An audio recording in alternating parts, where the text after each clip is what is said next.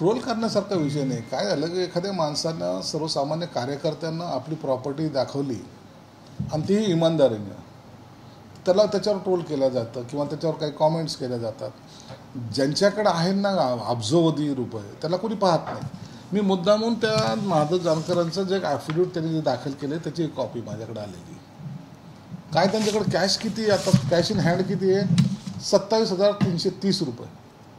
आणि बाकी सर्व जे प्रॉपर्टी जर पाहाल तर बँकचं लोन असेल, हे सर्व त्याचं ते जे आहेत ते बँकेमध्ये लोन किती आहे, डिपॉझिट किती आहेत, वडिलोपार्जित प्रॉपर्टी किती, असा हा सर्व प्रकार आहे. एक लक्षात घ्या, कार्यकर्ता इतक्या वर्षापासून काम करत असताना कुटुंबाचं काही का असताना थोडंसं लक्ष देणं किंवा कुटुंबाचं म्हणजे आपल्या उदरनिर्वाहासाठी काही ना काही धडपडत असतो. आणि अशा वेळेला हे इतके छोट्याशा या गोष्टीसाठी त्याला ट्रोल करणं मला वाटतं योग्य नाही. आपला कार्यकर्ता हा थोडासा मोठा झाला पाहिजे, कृपया अशी भावना ठेवा. जानकरसारखा एक चांगला कार्यकर्ता जर आपला जीवनामधला सर्व तुमच्यासमोर ॲफिडेविटच्या माध्यमातून दाखल करतोय आणि अवघी 5 कोटी ती वडिलोपार्जित असलेल्या जमिनीसहित, तर मला वाटतं आजच्या काळामध्ये त्याची इतकी मोठी व्हॅल्यू नाही.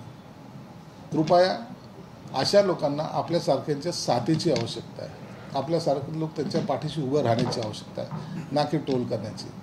एवढी तुम्हाला विनंती राहील. आता जर पाहिलं तर तो येणाऱ्या आता तो लोकसभेमध्ये इतर उमेदवार जे आहेत त्यांच्या प्रॉपर्टी आता येतील ॲफिडेविट 500 कोटी, 1000 कोटी, 2000 कोटी, त्याच्यावर कोणी काही बोलणार नाही. पण फाटका माणसाकडं थोडंसं काही असलं की त्याचा बाऊ केला जातो. मला वाटतं हे चुकीचं आहे. काँग्रेसचे नेते आहेत संजय निरुपम, त्यांना काँग्रेसमधून काढण्यात आले, परंतु ते शिवसेनेच्या शिंदे गटात येण्याची शक्यता आहे आणि त्यांना पश्चिम मतदारसंघातून मुंबई उत्तर पश्चिम मतदारसंघातून उमेदवारी भेटणार आहे. नाही, आणखीन त्यांनी आता निर्णय त्यांचा आता पत्रकार परिषद मला वाटतं होती, त्यात काय झालं त्याची कल्पना नाही. परंतु एकंदरीत पार्टी सोडली निरुपमाने, एवढं मात्र सत्य आहे. ते जर शिवसेनेत आले तर त्यांचं निश्चित आम्ही स्वागत करू आणि तिथून उमेदवारी द्यायची की नाही द्यायची याचा निर्णय एकनाथ शिंदे साहेब घेतील. त्यांना योग्य वाटलं तर त्यांना उमेदवारी देतीलही. परंतु आतापर्यंत तसा कोणताही प्रवेश त्यांचा आमच्याकडे झालेला नाही. यवतमाळमध्ये राजश्री पाटील आहेत आपले उमेदवार, त्यांनी उमेदवारी अर्ज भरला, परंतु त्या ठिकाणी भावना गवळी अनुपस्थित होत्या. तसेच हिंगोलीत बाबुराव कोळीकर यांनी स्वतः सीएम होते, त्यांच्या उपस्थित अर्ज भरला, त्या ठिकाणी हेमंत पाटील अनुपस्थित होते. कसं बघता त्याच्याकडे नाराजी? नाही, आता त्या राजश्री पाटलाचा अर्ज भरण्यासाठी हेमंत पाटील तिकडे गेले, त्याची मिसेस आहे तिकडे, म्हणून ते तिकडे गेलेले आहेत. भावना गवळी का अनुपस्थित राहिल्या त्याबद्दलची काही कारणं त्याने सीएम साहेबाला दिली असावीत, परंतु त्याच्यामध्ये कुठेही भांडणं किंवा नाराजी अशी नाही आहे. सीएम साहेब स्वतः जेव्हा फॉर्म भरायला जातात त्या टायमाला या सर्व गोष्टीचा निपटारा करून ते जात असतात. म्हणून महायुतीची जागा निवडून येणं आता हा ध्येय ठेवूनच सर्व कार्यकर्ते कामाला लागलेत. भाजपचे जे आमदार आहेत त्याचे सोलापूरचे, त्यांची समर्थकांना ते धमकी देत आहेत की मतदान झालंच पाहिजे, आज त्याचे व्हिडिओ पण व्हायरल होत आहे. सोलापूरचे जे उमेदवार आहे त्यांचा बोलण्याचा टोन हा रांगडा असल्यामुळं कदाचित काही लोकांना त्याचा गैरसमज झाला असावा. ते रांगड्या भाषेत आणि ग्रामीण भाषेमध्ये बोलत असतात. ते कधी धमकवायच्या भाषेत, मला तरी वाटतं की आमची भाषा ही धमकवण्याची नव्हती आणि नाही पण, म्हणून त्याचा गैरसमज कदाचित लोकात गेला असावा. पण असा तो व्यक्ती नाही. अत्यंत चांगला आमदार म्हणून आम्ही त्याला पाहिलेलं आहे आणि त्याच पद्धतीने त्यांनी कामही केलेलं आहे. म्हणून याचा अदरवाईज घेण्याचं काही कारण नसावं असं माझं मत आहे. शिंदे गटाचे 5 खासदार आहे, ज्यांचं उमेदवारी भेटली नाही, त्यांचे पत्ते कट झाले, त्याच्यावर कसं बघतात? कोणते 5 खासदार? असे 5 खासदार वगैरेंचे काही पत्ते कट झालेले नाहीत. सर्वांना संधी द्यायचा प्रयत्न शिंदेसाहेब करतात.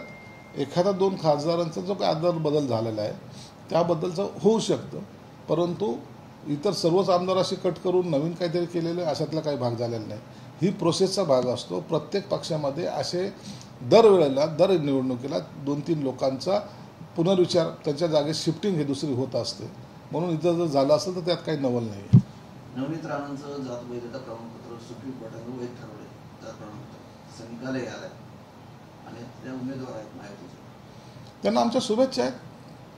सुप्रीम कोर्टाने दिलेला निकाल आहे तो सर्वांनी मान्य केलाच पाहिजे आणि म्हणून आता त्यांचा निवडणूक लढण्याचा मार्ग मोकळा झालेला आहे.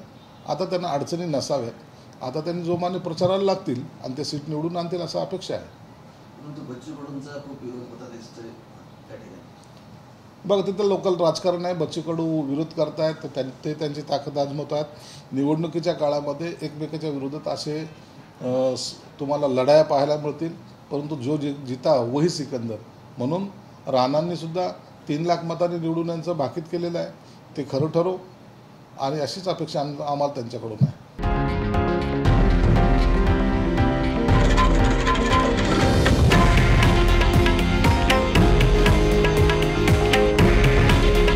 हे आहे देशातील नंबर 1 न्यूज नेटवर्क आणि आपण पाहत आहात TV9 मराठी.